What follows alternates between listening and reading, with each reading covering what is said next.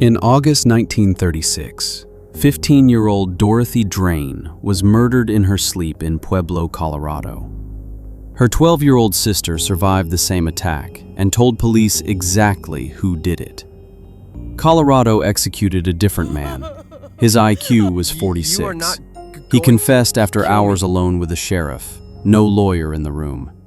He spent his final years on death row happily playing with a toy train, certain he was going home. Now? This is that story. The state's own psychiatrist examined him and put it in writing. This man has the mental capacity of a 6-year-old. They executed him anyway, a year and a half after they had already executed someone else for the same crime. Dorothy Drain was 15. Her sister Barbara was 12. On the night of August 15, 1936, their parents went out for the evening in Pueblo, Colorado, leaving the girls asleep at home. Someone broke in with a hatchet. Dorothy was killed where she slept. Barbara was struck and left for dead. She survived, barely, and when she recovered enough to speak, she gave police a name. A man who had done work for her father and been fired shortly before the attack. Frank Aguilar. Barbara Drain's identification should have ended the investigation right there. It didn't. Pueblo was a small, tight-knit city, and news of the attack tore through it fast. Neighbors locked doors that had never been locked. Reporters camped outside the Drain house. Everyone wanted the same thing: a name, an arrest, a reason to feel safe again. That hunger for a quick answer would matter more than anyone realized. 200 miles away, in a life that had nothing to do with the Drain family, was a man named Joe Arridy. He was born in Pueblo in 1915, the son of Mary and Henry Arridy, immigrants from a small village in Lebanon. He didn't speak a word until he was 5. At 6, he started school. Barely a year in, the principal called his parents in and told them plainly their son couldn't be taught in an ordinary classroom. At 10 years old, Joe was sent to the State Home and Training School for Mental Defectives in Grand Junction. Not a punishment, just the only option anyone offered his family. He grew up there. Records describe a shy, gentle boy who couldn't count past 5 and struggled to tell colors apart, but who wanted, more than anything, to be liked. That single trait shaped everything that happened to him. Other boys at the school learned they could talk him into confessing to things he hadn't done, once to a theft he couldn't have physically committed, simply because he'd agree with whatever the person in front of him wanted to hear. Later in life, Joe would describe the place plainly. The other kids used to beat him there. In 1936, newly 21, Joe walked away. Thousands of people were doing the same thing that year, riding freight cars across a country in the middle of the Depression.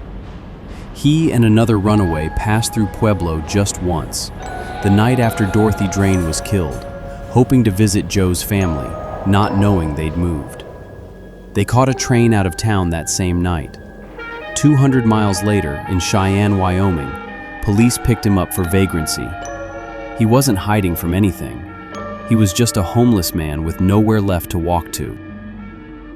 Sheriff George Carroll knew Pueblo was consumed by the Drain case, and sitting in his jail was a young man from Pueblo with nobody to speak for him. He started questioning Joe for hours. No attorney, no one recording what was said. Joe did what he'd always done when someone in authority pushed him for an answer. He gave them one. When Carroll mentioned a man named Frank had already been arrested back home, Joe answered that he'd been with a man named Frank at the house. Nobody had asked him anything specific. He was filling in the blank he'd just been handed. His story kept shifting after that, in ways that tracked suspiciously well with whatever detail he'd just been told. At first, he said the weapon was a club. Only after investigators mentioned it was actually a hatchet did his account change to match. It was the pattern of a man agreeing with the last thing he heard, not a man describing something he remembered. I was with Frank. Can I go home now? He was sent back to Pueblo and questioned again, and his story shifted every time, each new version lining up a little too neatly with details investigators had just given him. Aguilar, meanwhile, had confessed to the murder outright and told police plainly he'd never seen or met Joe Arridy in his life. Both men were charged with the same crime anyway. The courtroom in Pueblo was packed for the trial. The same crowd that had wanted a name, now wanting to see a conviction. At trial, the superintendent of Joe's own institution gave a sworn statement. Joe had the mind of a child, of not to exceed 6½ years. 3 separate state psychiatrists examined him independently and reached the same conclusion. The jury deadlocked for hours over whether that made him legally insane, split 6-6 late into the evening, and ultimately decided it didn't. Not insane, just, in the language of the era, an imbecile. That distinction was enough to send him to trial for his life. A local church leader wrote directly to the governor, "I don't think the state ought to be executing children." It didn't change anything. Even after the conviction, the fight over his sanity kept resurfacing. Attorney Gail Ireland argued that Fremont County, home to the prison itself, had its own jurisdiction to order a separate hearing on whether Joe's life should be spared. A local judge agreed and ordered that hearing. Colorado's Attorney General rushed to the state Supreme Court to block it, filing an emergency motion to shut the hearing down before it could happen. It worked. The system that couldn't find 30 seconds to ask Joe a simple question directly found time to fight, all the way to the state's highest court, against giving him one more chance to be heard. He spent the next 21 months on death row at the Colorado State Penitentiary. And here's what almost nobody expects.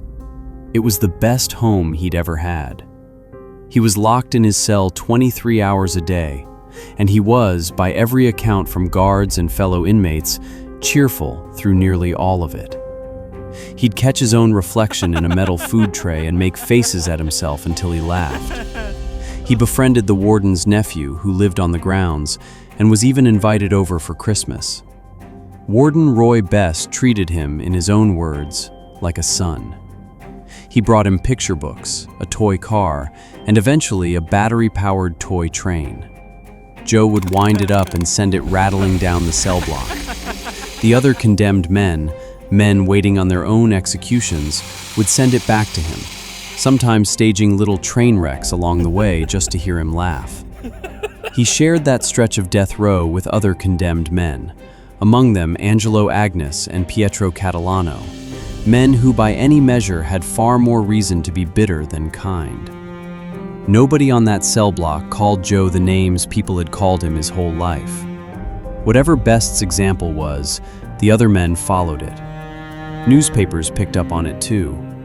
One headline that ran while his appeals dragged on read simply, "Joe Arridy plays with toy auto as he awaits lethal gas."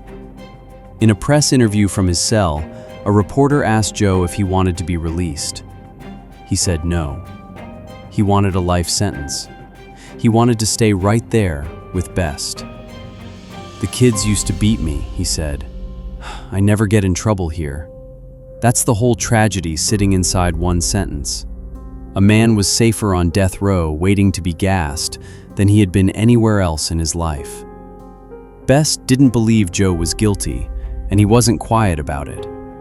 Gail Ireland fought the case to the Colorado Supreme Court and won 9 separate stays of execution, each one decided by a single vote. Before the final denial, Ireland warned the justices it will take a long time to live down the disgrace. When the state asked death row inmates about voluntary cornea donation, Joe declined for a reason nobody else gave. Asked directly, over and over, whether he understood he was going to die, he said no every time. You are not going to kill me, and I need my eye. No, I am not going to die. Frank Aguilar was executed for Dorothy's murder on August 17th, 1937, a year and a half before Joe. And while his own jury was still deliberating, Aguilar had privately told his attorney the full truth. He'd acted alone, and Joe had nothing to do with it. His attorney asked the judge to change the plea. The judge said no. That admission sat in the record while Joe's execution date kept arriving and kept getting pushed back. 9 times. Each stay decided by the narrowest possible margin until it couldn't be pushed back anymore. Every single time Joe was told the date had moved, guards said he showed no reaction at all. He'd simply nod and go back to his train, as if the news had nothing to do with him. On the morning of January 6, 1939, Joe's mother, aunt, cousin, and younger sister were given an unscheduled final visit. His mother wept through most of it. Joe, by every account from the people in the room, simply looked back at her, confused about what all the crying was for, and went back to his train once the visit ended. That evening, the warden and the prison chaplain came for him. He was told he'd have to give up his train, but that he'd be trading it for a golden harp. That satisfied him. Walking away, he handed the toy to a fellow inmate with 4 words: "Give my train to Agnes." Another condemned man called after him, "Keep your chin up, Joe. We'll be with you soon," and broke down once Joe was out of sight. On the walk up the hill to the gas chamber, Best asked if Joe would still want to raise chickens in heaven. Joe had always loved the hens, at the institution and again at the prison. Joe said no. He wanted to play the harp instead. He smiled walking into the chamber. The smile slipped only once, when they put the blindfold on, and returned the moment Bess took his hand. Dorothy's family, who had attended Aguilar's execution 2 years earlier, chose not to attend this one. The case sat closed for 72 years. Then, in 2011, a Denver attorney named David Martinez built a 400-page petition around everything Warden Best had said back in 1939. Governor Bill Ritter reviewed it and issued Colorado's first posthumous pardon in state history, writing that it was in the interest of justice and simple decency to restore his good name. Give my train to Agnes. For 71 years, Joe's grave had no name on it, just a rusted motorcycle license plate pushed into the dirt on Woodpecker Hill. In 2008, a group called Friends of Joe Arridy raised the money for something better, a real headstone.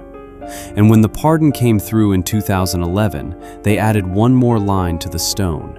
It reads, "Here lies an innocent man." People still visit that grave today, in Canyon City, Colorado. And they don't leave flowers. They leave toy trains, small ones, set on the ledge of the stone, the same way Joe once carried his own everywhere he went. 72 years is a long time to wait to be believed, but somebody finally said it out loud, and now it's carved in stone where anyone can go read it.